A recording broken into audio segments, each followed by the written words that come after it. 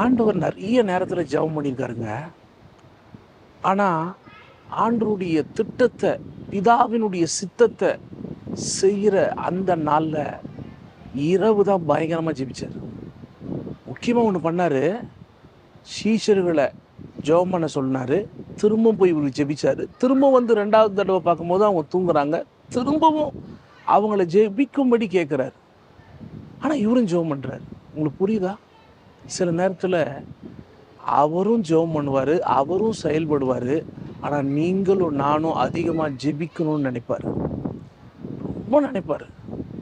எப்படியாவது நம்ம இந்த உலக வாழ்க்கையில் இருக்கும்போது, பிஸியாக இருக்கும்போது, தூங்கும்போது, தேவையில்லாத விஷயத்த நம்ம கவனத்தை செலுத்தும் போது ஆண்டவர் நம்மகிட்ட சொல்கிற விஷயம் என்னென்னா, பரிசுத்த ஆவியான நமக்கு உணர்த்துகிற விஷயம் என்னென்னா, ஜெபம் பண்ணு, ஜெபம் பண்ணு. 1 மணி நேரமாவது விழுத்திருந்து ஜெபிக்கக்கூடாதா?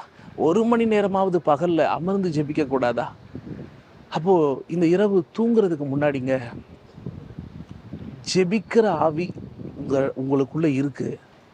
ஆனால் அதை மட்டுப்படுத்தியோ அதை தூக்கி போட்டோ தயவு செய்து உலக காரியத்தில் பிஸியாக இருந்துடாதீங்க. ஏன்னா நீங்கள் தேவனுடைய திட்டத்தை நிறைவேற்றணும்.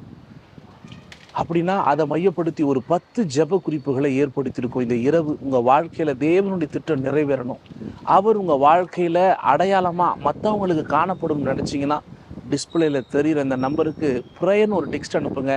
நான் 10 ஜெப குறிப்புகளை அனுப்புகிறேன். நேரம் கிடைக்கும் போது, இல்லை நேரத்தை ஏற்படுத்தி ஜெபிச்சுட்டு படுங்களேன், நிச்சயம் அற்புதத்தை பார்ப்பீங்க. ஏமேன்.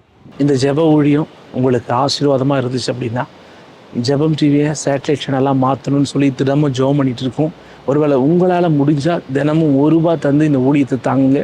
இந்த கூகுள் பே நம்பர் மூலமாக நீங்கள் விதைக்கலாம். இது ஒரு நல்ல நிலைனா நிச்சயம் தேவன் உங்களை ஆசீர்வதிப்பார். ஏமேன்.